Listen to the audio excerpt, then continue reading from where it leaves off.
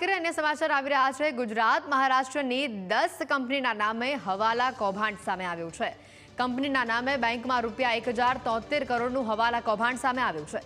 બેરોજગાર યુવકોને નોકરીની લાલચ આપી કરોડો રૂપિયાની ઠગાઈ કરવામાં આવતી। વડોદરા, અમદાવાદ, ગાંધીધામ અને મહારાષ્ટ્રમાં આ કૌભાંડ આચરવામાં આવ્યું હોવાની વિગતો છે। ઠગબાજોએ વડોદરાના યુવકને નોકરીમાં રાખી ઓફિસ ખોલી આપી હતી। યુવકને મહિને 25 થી 30 હજાર રૂપિયા પગારમાં ઓફિસ ખોલી આપવામાં આવી હતી। ઠગબાજોએ યુવક પાસેથી આધાર કાર્ડ, પાન કાર્ડ સહિતના ડોક્યુમેન્ટ્સ મેળવ્યા હતા।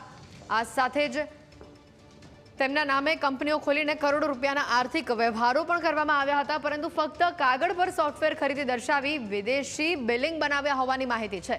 ઠગબાજોએ જીએસટી અને ઇન્કમટેક્સમાં ગોટાળા કર્યા હોવાની માહિતી સામે આવી છે। પૂર્વ વડોદરાના યુવક શૈલેષ રખૂટને 18 કરોડની નોટિસ ફટકારવામાં આવી છે। મળતા નોટિસો કરોડોની નોટિસો મળતા સમગ્ર ભાંડો પ્રકાશમાં આવ્યો।